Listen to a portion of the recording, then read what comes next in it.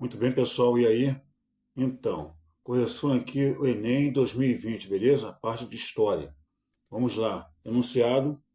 Este documento elaborado no contexto da Revolução Francesa reflete uma profunda mudança social a estabelecer a... Vamos aqui ao texto, beleza? Então, a Declaração dos Direitos do Homem e do Cidadão, 1789.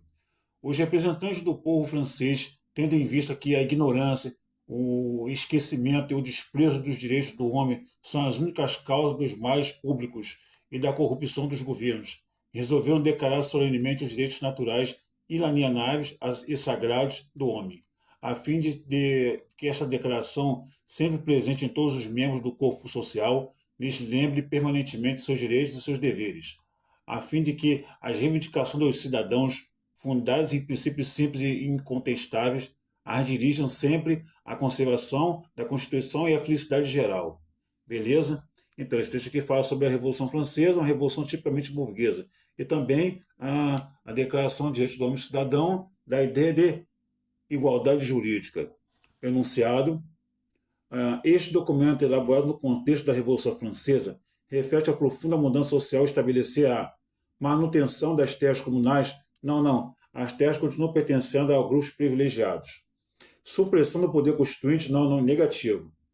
Letra C, falência da sociedade burguesa, não. A Revolução Francesa foi uma revolução tipicamente burguesa. Letra D, paridade do tratamento jurídico. Essa é a resposta, tá bom? Igualdade jurídica. Paridade do tratamento jurídico, essa é a resposta. Abolição dos partidos políticos? Não. Não, porque continuam existindo os girondinos, os jacobinos e os montanheses. Beleza? Uma observação sobre isso. Então, a Declaração dos Direitos do Homem e do Cidadão, formulada pela Assembleia Constituinte Francesa em 1789, foi fortemente influenciada pelos princípios do iluminismo, baseados na liberdade do cidadão e na igualdade de todos perante a lei. Tais princípios, estabelecidos no documento citado, puseram fim à estrutura da opressão e privilégio que era caracterizar o antigo regime na França.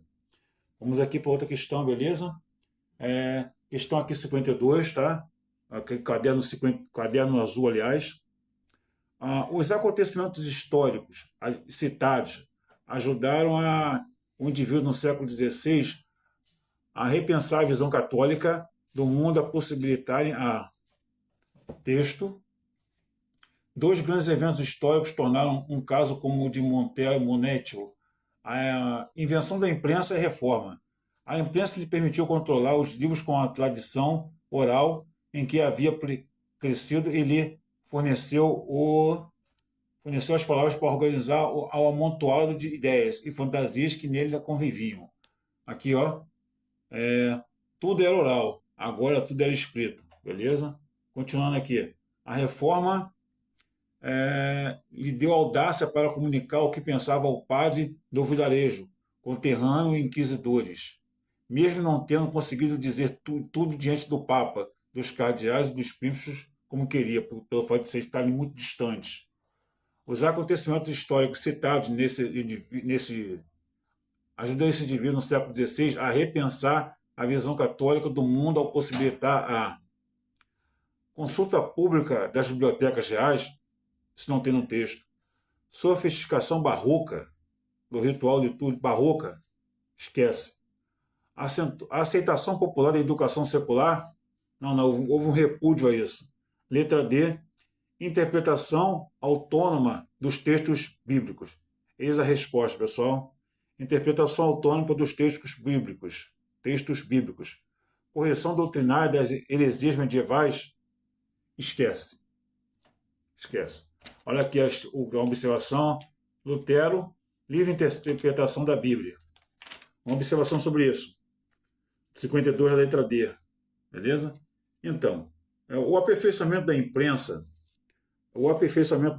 aqui, do tipos móveis de Gutenberg no século XV, facilitou o discernimento de novas ideias, inclusive de críticas a algumas práticas e interpretações da Igreja Católica. A reforma iniciada por Lutero em 1517 apregoou o livre exame dos textos bíblicos, valendo-se também da expansão da imprensa. A Bíblia traduzida para o alemão, aquele período ali era católica, era o latim, alcançou grande público e contribuiu para alcançar a hegemonia cultural e religiosa da Santa Sé. Beleza? Mais um texto aqui, pessoal.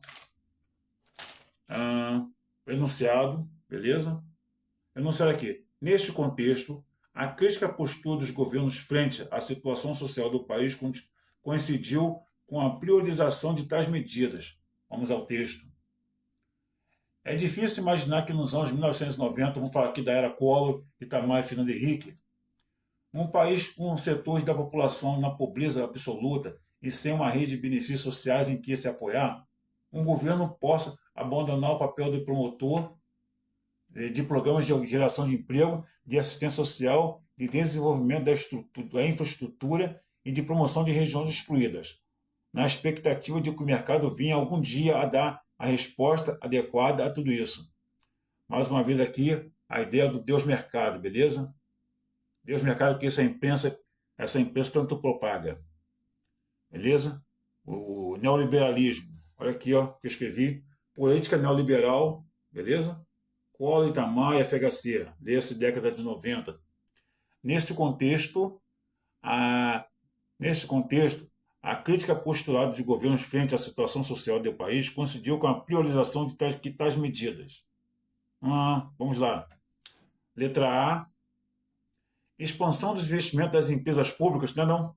Empresas públicas aqui está ligada à privatização. Beleza? Privatização. Letra B. Democratização do crédito habitacional e da aquisição de moradias populares. Não, isso é posterior a Fernando Henrique, FHC. Enxugamento da carga tributária, aqui na letra C, né? Enxugamento da carga fiscal, aliás, individual e da contribuição tributária empresarial.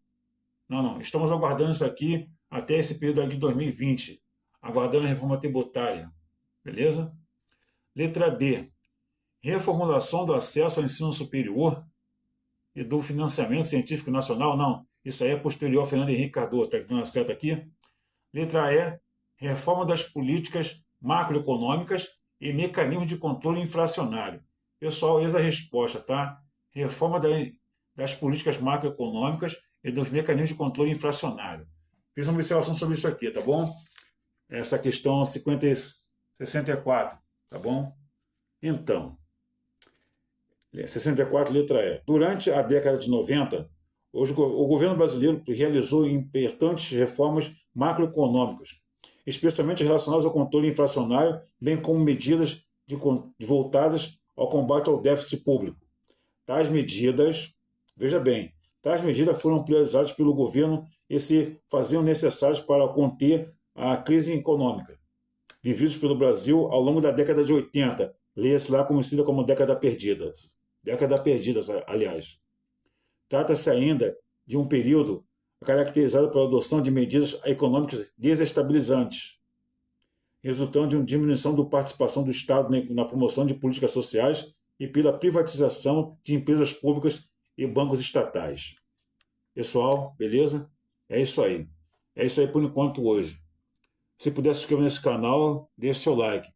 Não se esqueça também de compartilhar isso aí com os pessoas que você conhece, tá bom? Muito obrigado, valeu, tchau.